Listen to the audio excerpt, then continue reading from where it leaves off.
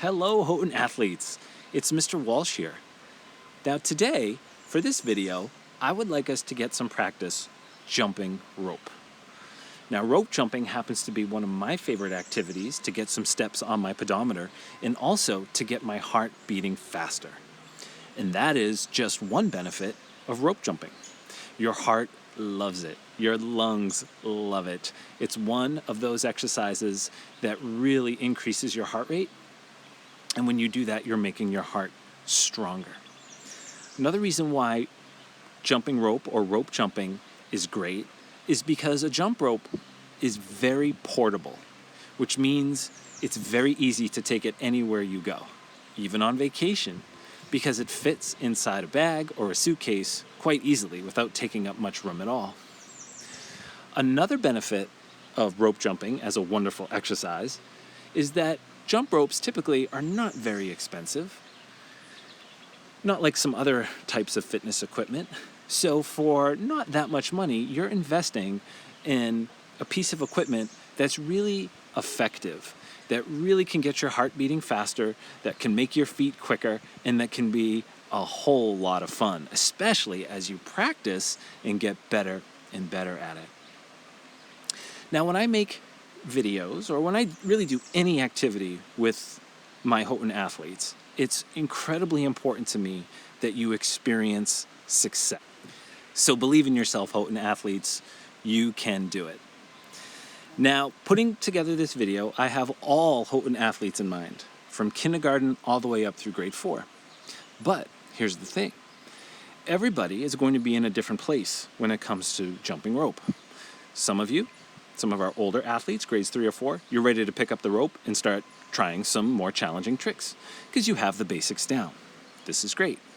For my younger athletes, grades kindergarten, maybe grade 1, we are still working on the basics of jumping rope, turning the rope, jumping it more than once, twice, 3 times.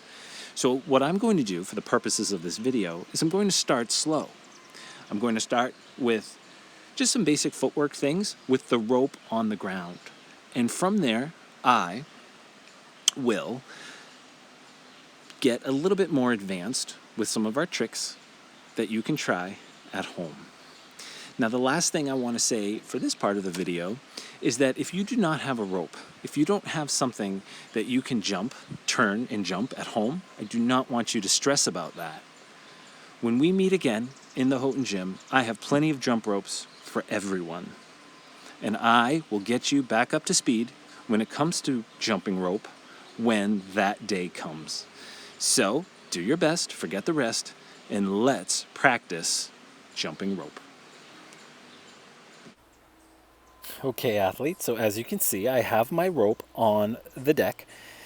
I'm not picking it up yet, and I'm just going to work on clearing it, getting over it. So this is called a single bounce. I'm going over and back, over and back. The rope is in front of me, but in a minute you'll see that you can also put the rope to your side. Here it is, side to side, side to side.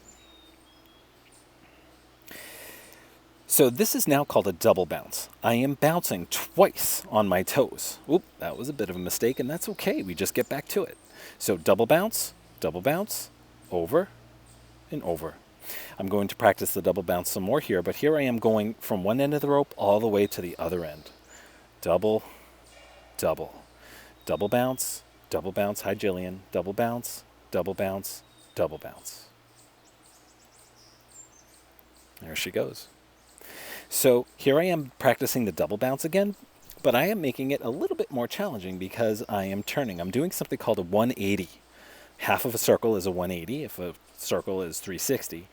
And I'm making sure that the rope stays between my feet when I do that. So here I am picking up the rope. Now, what I'm about to do is important. I'm sizing the rope for myself.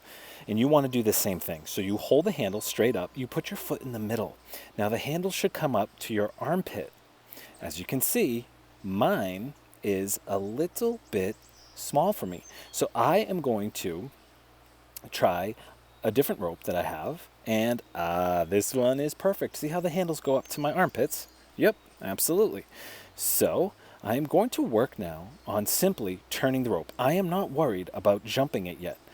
notice how my hands are down, my arms go in a circle, and then when the rope comes down, it just hits my toes, right there. Now, a lot of young athletes, they turn and jump at the same time. If you turn and jump at the same time, you won't be able to jump the rope. You must turn the rope first. Turn first, then jump. But we're not worrying about jumping right now. We're just turning it. Step over it and turn it. Okay, so now I'm jumping. So I turn it and I jump. So that was called the single bounce. Now, I stopped because I wanted to do the yellow rope, so I think you can see it a little bit better on the video. So single bounce, turn, jump. You must turn the rope first, then jump it. When the rope is down, you jump. When the rope is down, you jump. Now, this is called a double bounce. I am bouncing twice. Now, I'm working on another jump rope trick. This is backwards. I'm going through all the same steps, but the rope is now in front of me, and I twirl it behind me. I'm not worried about jumping it yet. Oh, there I go. I've jumped it. So backwards. I'm doing a double jump, as you can see it in my feet. Oh, now that's back to a single bounce, but the rope is going backwards. That's a lot trickier for me than it looks. This next one is called the hop.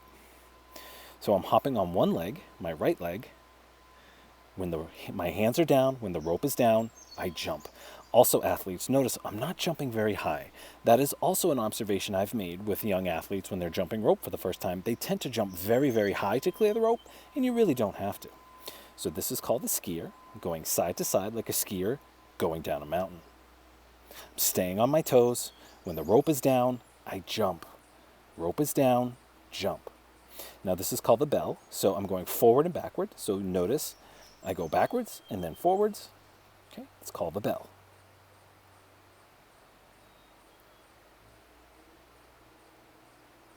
This is my favorite. It's called the jogger. You are running in place, staying on your toes. When the rope is down, you jump.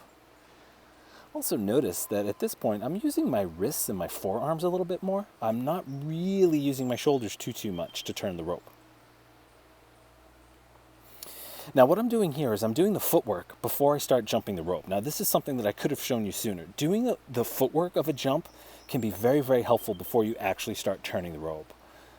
So this is called the rocker, forward and back, forward and back. It's a little bit trickier because my legs are split apart. One leg is in front and one is in back. These tricks are a lot more advanced, boys and girls, so do not worry if they're challenging.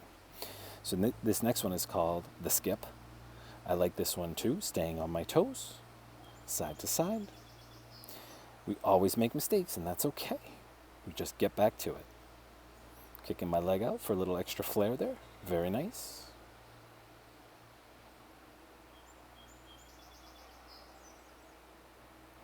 Here I am going through the steps again. Now this is called a front straddle. Before I turn the rope, I'm working on the footwork. So one leg goes forward and then the other leg goes back. Front straddle. Forward, back, forward, back. There it is.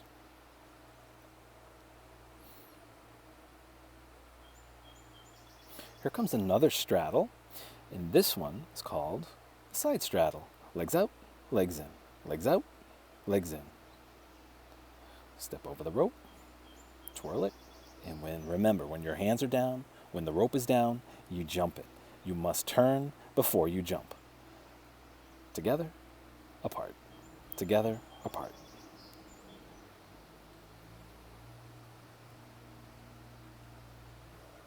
So this is called the crisscross. It's a straddle, but when your legs come together, you crisscross your legs. Getting pretty fancy now. Apart, crisscross. Apart, crisscross. I am making a very, very strong effort to put one foot in front of the other each time. So one time my right foot is in front, and then the next time my left foot is in front. This is one of my favorites. So this is called the side swing. There's the single side swing and the double side swing. Right now I'm doing like a double, but I haven't jumped it yet. Now what you want to remember for this one, kiddos, is the words together, apart. Together, hands together, and then apart. Together, apart. This is called the side swing. And now this is the double side swing because I'm going from one side to the other side and then jumping it. Together, together, apart. Together, together, apart. That's very important. Going a little bit faster. Okay. So this next one is called the crisscross. And this is a very popular jump rope trick, one of the best. It's very important to remember to do what I just did, which is pin your elbows. You want to cross your arms at the elbows, not the wrists. The elbows, just like that. If you're crossing at the wrist, it'll be really, really difficult to jump the rope. And I'll show you that a little bit later. So here I am, crisscrossing at the elbows. At the elbows. Good. Notice I'm not going too fast, taking it nice and slow as I can. I think I might have edited out the part where I tried to crisscross the jump rope and I crisscrossed at the wrist and I wasn't able to do it. I cut that part out. So this next one is called the toe tap. And it looks a lot like the front straddle, the way I do it. But what you're doing here is you're just bringing one foot back and just tapping that back toe.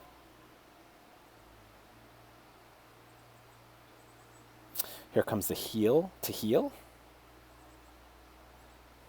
Very much like the skip, but you're focusing on putting one heel down and then the other heel down.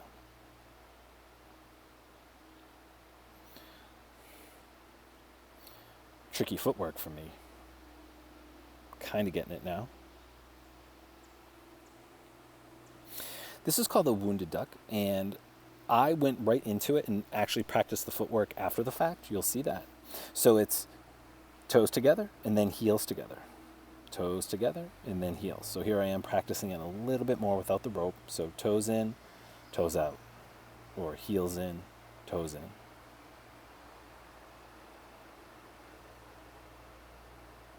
This next one is called the elevator. This is a great leg workout. I really can only do this with a single bounce. I'm not sure how I could do this with a double bounce. You might be able to, athletes. But here I am doing a single bounce, the elevator. So I go down, down as low as I can, and then slowly back up. Down, down, and then back up straight. The elevator. Pretty cool.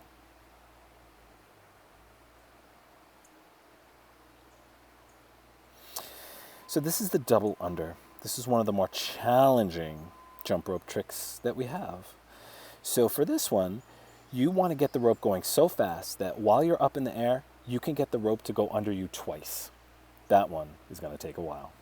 All right, well done, Houghton athletes. Okay, athletes, here are just a couple more things I wanted to talk about when it comes to sizing.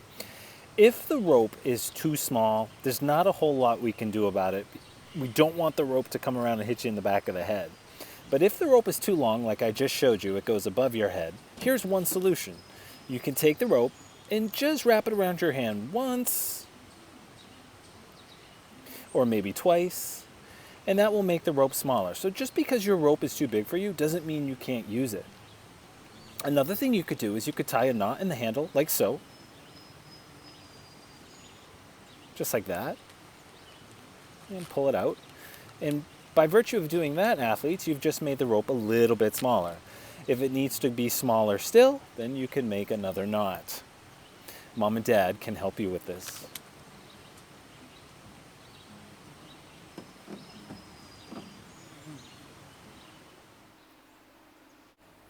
I want to thank you, Houghton, for jumping rope with me. You're awesome. Keep up the hard work. Remember, jumping rope, it's not the easiest thing. It can be very challenging. So promise yourself that you're not going to give up, that you're going to keep trying, and you will see improvement. Great job, kiddos. See you soon.